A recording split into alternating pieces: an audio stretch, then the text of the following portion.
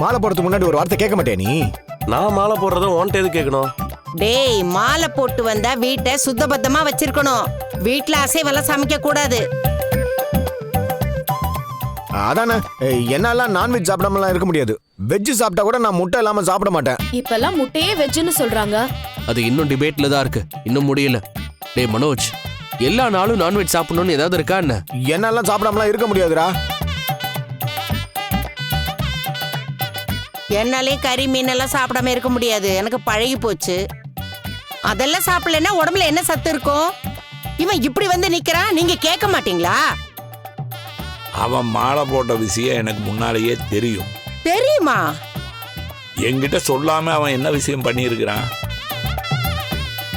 அதனாலதான் மார்க்கெட்டுக்கு போய் காய்கறி எல்லாம் வாங்கிட்டு வந்திருக்கேன். அவன் மலைக்கு போயிட்டு வர்ற வரைக்கும் இந்த வீட்டுல வெஜிடேரியன் மட்டும் செஞ்சா போதும். ஐயோ, அதுக்கு இல்லைங்க. அது என்னப்பா இப்படி சொல்றீங்க? டேய், உன்னை என்ன பட்னியா வறுக்க சொல்றாங்க? நானே ரொம்ப நாள் நான்வெஜ் சாப்பிடுறத கொஞ்ச நாள் கட் பண்ணணும்னு யோசிச்சுட்டு இருந்தேன். நான்வெஜ் ரொம்ப சாப்பிட்டா கொலஸ்ட்ரால்லாம் அதிகமாயிடும். அதெல்லாம் ஒண்ணும் ஆகாது பா. என்னால சாப்பிடாம இருக்க முடியாதுப்பா. என்னால இருக்க முடியாதுங்க. ரோஹிணி, உங்களாலயும் முடியாதா? எனக்கு எதுவா இருந்தாலும் ஓகே தான் ஸ்ருதி.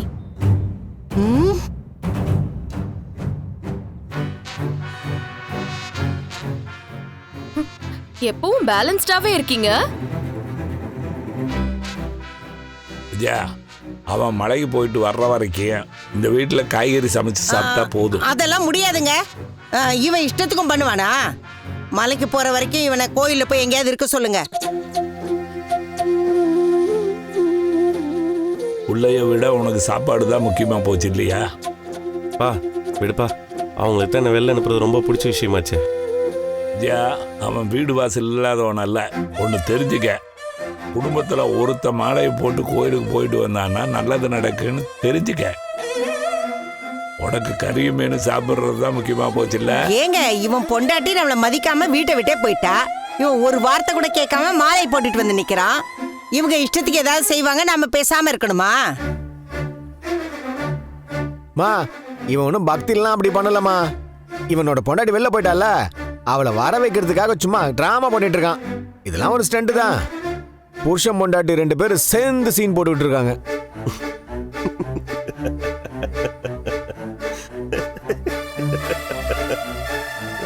என்னடா அவன் இப்படி பேசுறான், நீ சிரிக்கிற? என்ன பண்றது, மாலை போட்டிருக்கும் போது யாரையும் அடிக்க முடியாதுல்ல. அண்ணன் பேசட்டும், எல்லாம் மைண்ட்ல இருக்குது. மாலையை கலட்டினதுக்கு அப்புறம் வச்சுக்கிறேன். விஜயா, இந்த வீட்டுல ஒரு நல்ல விஷயம் நடந்ததுன்னா உனக்கும் மனோஜுக்கும் பிடிக்கவே மாட்டேங்குதே. பா விடுப்பா, இவங்க கூடலாம் சண்டை போடுற மூட்ல நான் இல்லை. நீ எனர்ஜியை வேஸ்ட் பண்ணாதப்பா. என்ன கறி மீன் சாப்பிடணும் உங்களுக்கு, அவ்வளோதானே? மலைக்கு போயிட்டு வர வரைக்கும் நான் வெளில தங்கிக்கிறேன். டேய் முத்தே, முத்தே, என்னடா நீ? இல்லைப்பா, கார் ஷெட்டு பக்கத்தில் ஒரு ரூம் இருக்குப்பா, நான் இங்கே தங்கிக்கிறேன். நீ அங்க போய் தங்கணும். பரவாயில்லப்பா, நானும் ரொம்ப நாள் ஒன்றும் வரதா இருக்குல்ல.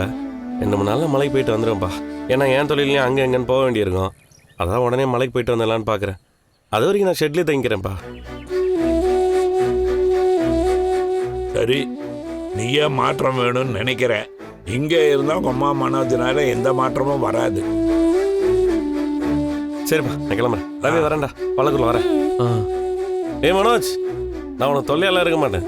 வீட்டுக்குள்ளேயே நல்லா ஆடு கோழின்னு பண்ண வச்சு நல்லா மேய்.